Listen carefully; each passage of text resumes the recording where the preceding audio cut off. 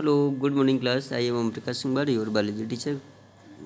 Today I am discussing about some properties of the genetic materials. तो today start the properties of the genetic materials से तो genetic material के properties के बारे में हम डिस्कस करेंगे। आप जानते हैं कि जेनेटिक मटेरियल या nucleic acid DNA and RNAs both can be perform the important roles in every in our life. तो लाइफ में जेनेटिक मटेरियल का बहुत ही इम्पोर्टेंट रोल प्ले होता है और मतलब DNA and RNA deoxyribose nucleic acid and ribose nucleic acid deoxyribose nucleic acid is a genetic material in all living things except then the few viruses. Some viruses is a RNA genetic materials. Okay तो कुछ virus में RNA genetic materials होता है like जैसे tobacco mosaic virus होता है या फिर बैक्टीरियोफेज होता है। तो हर्शी एंड चेस ने यही बताया था, जो हर्शी एंड चेस थे, क्या हम एक्सपेरिमेंट पढ़ा था, उन्होंने अपने एक्सपेरिमेंट में क्लियरली डिफाइन कर दिया था कि DNA is a genetic materials. ठीक है, हर्शी एंड चेस के एक्सपेरिमेंट में हम स्टडी करते हैं। ठीक है, तो डीएनए सभी में जेनेटिक मटेरियल होता है, लेकिन कुछ वायरसेस में सम वायरसेस में RNA is the genetic material. कुछ वायरस में आरएनए जेनेटिक मटेरियल होता है, for example tobacco mosaic virus और क्यूबी बैक्टीरियोफेज। तो हमने टोबैको मोज़ेक वायरस एक्सपेरिमेंट के बारे में डिस्कस किया था, बताया था कि मतलब टोबैको जिसमें भी जेनेटिक मटेरियल होता है वो आरएनए होता है। आरएनए वायरस में मोस्टली आरएनए होता है और जो कि जो टोबैको में मोज़ेक डिजीज़ कॉज करने के लिए रिस्पॉन्सिबल होता है। ठीक है, तो इसमें हमने डिस्कस किया। लेकिन जो डीएनए होता है प्रीडोमिनेंट जेनेटिक मटेरियल, डीएनए पहले से जेनेटिक मटेरियल होता है, लेकिन जो आरएनए है वो भी कई एक डायनेमिक प्रॉपर्टीज़ को परफॉर्म करता है इन आवर लाइफ में। तो आरएनए हमारी बॉडी में डीएनए आरएनए दोनों प्रेजेंट्स होती हैं, लेकिन डीएनए मतलब हमारे करेक्टर्स को जनरेशन टू जनरेशन ले जाने का काम करते हैं, जो कि आरएनए जो होता है वो केवल प्रोटीन सिंथेसाइज करता है और प्रोटीन की फॉर्मेशन करने के लिए रिस्पॉन्सिबल होता है। ठीक है, नेक्स्ट आप जानते हैं कि इनकी कुछ एबिलिटीज होती हैं कि जेनेटिक मटेरियल का फंक्शन क्या होता है, जेनेटिक मटेरियल की प्रॉपर्टीज़ क्या होती हैं और इनमें क्या क्या इनकी एक्टिविटीज़ हैं, क्राइटेरिया क्या है जेनेटिक मटेरियल का। फर्स्ट क्राइटेरिया है it should be able to generate it replication. DNA और जो आरएनए होता है दोनों की प्रॉपर्टी होती है रेप्लिकेट करने की टेंडेंसी होती है। अपने जैसे डीएनए और आरएनए परफॉर्म कर सकते हैं। डीएनए से एमआरएनए बनाता है और आरएनए से डीएनए बनता है। डीएनए से एमआरएनए बनता है ट्रांसक्रिप्शन और रिवर्स ट्रांसक्रिप्शन आरएनए से डीएनए बनता है। ठीक है, तो ये प्रॉपर्टीज होती हैं मतलब ये डुप्लीकेशन प्रॉपर्टीज़ करने के लिए रेप्लिकेट करने की टेंडेंसी होती है इसमें। ठीक है, डीएनए एंड आरएनए की। It should be stable chemically and structurally. लेकिन जो डीएनए होता है केमिकल इनकी एक पर्टिकुलर स्टेबिलिटी देखने को मिलती है केमिकली और स्ट्रक्चरली। ठीक है, प्रॉपर एक स्ट्रक्चर्स में होते हैं। It should provide the scope of slow change mutation that rate required for evolution. आप जानते हैं कि जो डीएनए होता है, डीएनए में जो डीएनए की एक बेसिक प्रॉपर्टीज होती है मतलब एक स्लो चेंजेबल होता है। म्यूटेशन बहुत ही स्लो चेंजेबल होता है और जो कि इवोल्यूशन के लिए आवश्यक जो जेनेटिक इन्फॉर्मेशन होती हैं वो स्टोर करती रहती हैं और एक नई चीज़ इवेल्यूएट करती हैं, जनरेट करती हैं आफ्टर लॉन्ग टाइम के बाद।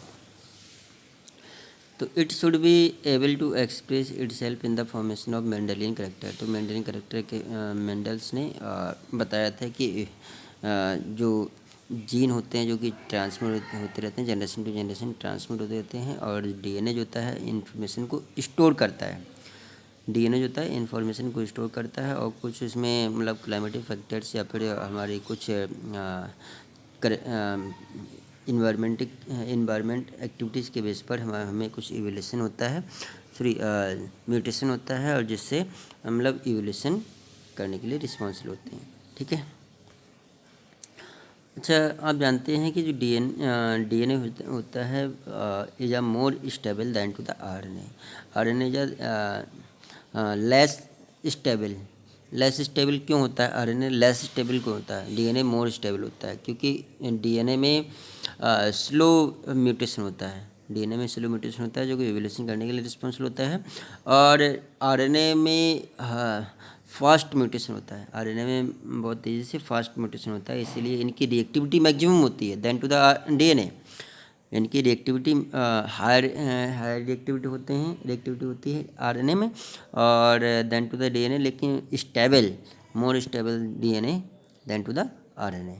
तो ये अनस्टेबल होते हैं। आरएनए कैसे होते हैं? अनस्टेबल होते हैं। अनस्टेबल क्यों होते हैं? क्योंकि इनका जो आरएनए की जो म्यूटेशन पावर होती है वो फास्ट होती है, हायर होती है, तो इसीलिए इनमें ये ज़्यादा इनकी रिएक्टिविटी पावर जो होती है ज़्यादा होती है आरएनए की।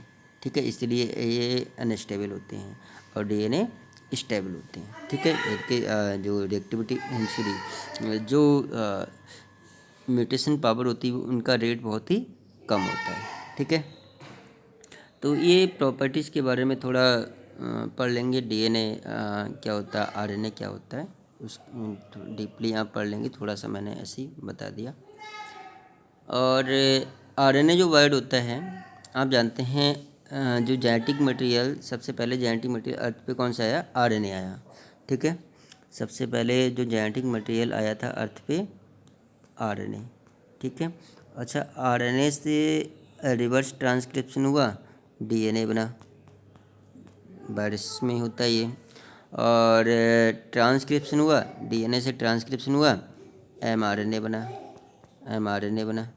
ठीक है, तो जो मतलब डीएनए से आरएनए बना या मतलब आरएनए से डीएनए बना, तो सबसे पहले जेनेटिक मटेरियल की बात करते हैं, न्यूक्लिक एसिड की बात करते हैं। सबसे पहले कौन सा न्यूक्लिक एसिड आया? आरएनए आया। ठीक है, this is the first genetic material. तो RNA was the first genetic material, and there is now enough evidence of the suggest that essential life process such as metabolism, translation, splicing, मतलब इसमें RNA में बहुत सारी process हमें देखने को मिलती हैं। इवॉल्व मतलब amount of RNA use to act as genetic material. ये जेनेटिक मटेरियल का एक मतलब एक कैटलिस्ट का भी बिहेव करते हैं और जेनेटिक मटेरियल का भी बिहेव करते हैं। ठीक है, क्योंकि जो आरएनए होता है इट सिंथेसाइज प्रोटीन, और प्रोटीन इज एंजाइमेटिक। तो ये जितने भी एंजाइम होते हैं वो कैटलिस्ट का बिहेव करते हैं। ठीक है, तो there are some important biological reaction living systems that are catalyst. RNA catalyst है and not by protein. RNA कैसे होते हैं? एक कैटलिस्ट का बिहेव करते हैं, और ये बेसिकली जो प्रोटीन होते हैं वो एंजाइमेटिकली होते हैं। ठीक है, तो आप जानते हैं कि जो आरएनए होते हैं, आरएनए मतलब ट्रांसक्रिप्शन प्रोसेस के थ्रू डीएनए से एमआरएनए बनता है। डीएनए से एमआरएनए बनता है, मैसेंजर ठीक है, एमआरएनए बनता है। तो ये मतलब सिंथेसाइज प्रोटीन का सिंथेसाइज करते हैं। और एक राइबोसोमल आरएनए होता है, आरआरएनए।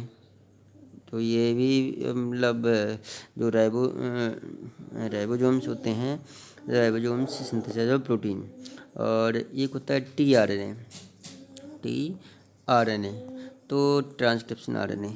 ये मतलब ये ट्रांसक्रिप्शन करते हैं, जो अमीनो एसिड होते हैं, बहुत सारे अमीनो एसिड को कलेक्ट करते हैं, ढूंढने में सहायता प्रदान करते हैं, और मतलब एमआरएनए बनाते हैं। ठीक है, और जो प्रोटीन को सिंथेसाइज करते हैं। तो ये जितने भी टीआरएनए होते हैं, आरआरएनए होते हैं, एमआरएनए होते हैं, इट्स सिंथेसिस ऑफ प्रोटीन।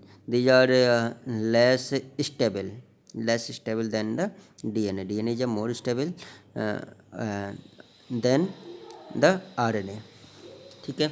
और इनकी रिएक्टिविटी पावर ज़्यादा होती है डीएनए से। वाई क्यों?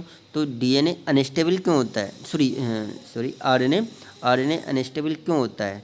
क्योंकि इनमें जो म्यूटेशन जो रेट होता है, म्यूटेशन रेट होता है वो हायर होता है देन टू द डीएनए की म्यूटेशन रेट स्लो होता है और आरएनए का म्यूटेशन रेट ज़्यादा होता है, इसीलिए कैसे होते हैं, मोर रिएक्टिव होते हैं आरएनए देन द डीएनए से। ओके स्टूडेंट्स, तो मतलब हमने कुछ आरएनए के बारे में भी स्टडी किया, डीएनए के बारे में भी स्टडी किया। और आप जानते हैं कि जो आरएनए होते हैं कैटलिस्ट होते हैं, ये was reactive and hence unstable. RNA कहते हैं अनस्टेबल होते हैं। इवॉल्व द आरएनए, डीएनए किससे इवॉल्व होते हैं? आरएनए से इवॉल्व होते हैं। आप जानते हैं कि अभी मैंने रिवर्स ट्रांसक्रिप्शन के बारे में बताया, जो वायरस में होता है, मतलब आरएनए से ही डीएनए का फॉर्मेशन होता है। DNA is a double strand, DNA कैसे डबल स्ट्रैंड होते हैं, कम्प्लीमेंट्री स्ट्रैंड होते हैं। और ये मतलब आरएनए सिंगल स्ट्रैंड होते हैं। आरएनए कैसे होते हैं? सिंगल स्ट्रैंड होते हैं, ये सिंगल स्ट्रैंड होते हैं। और आरएनए से क्या बनता है? डीएनए बनता है। डीएनए कैसे होते हैं? डबल स्ट्रैंड होते हैं। और इनमें एडेनिन पेयर करता है, आरएनए में एडेनिन पेयर करता है,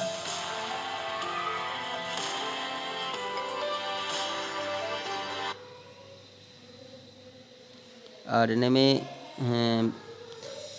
पेयर कर आरएनए जो में पेयर बनाता है, एडेनिन पेयर बनाता है यूरेसिल के साथ। और डीएनए में एडेनिन पेयर बनाता है थायमिन के साथ। तो जो यहाँ पर यूरेसिल हटकर क्या जाता है? थायमिन आ जाता है, ठीक है। यूरेसिल जो हट जाता है वो क्या आ जाएगा? थायमिन आ जाएगा। क्लियर हो गया? क्योंकि आरएनए से किस में कन्वर्ट हो जाएगा? डीएनए में कन्वर्ट होगा। तो सिंगल स्ट्रैंड से डबल स्ट्रैंड में कन्वर्ट हो जाता है, ठीक है। और उसके बाद हम स्टडी करते हैं रेप्लिकेशन ऑफ डीएनए, डीएनए का रेप्लिकेशन कैसे होता है। ओके स्टूडेंट्स, तो मतलब आज का लेक्चर हुआ properties of the DNA. DNA की जेनेटिक मटेरियल की प्रॉपर्टीज़ क्या है, डीएनए और आरएनए की प्रॉपर्टीज़ क्या हैं, उसके बारे में हम स्टडी करेंगे। Okay, thanks students.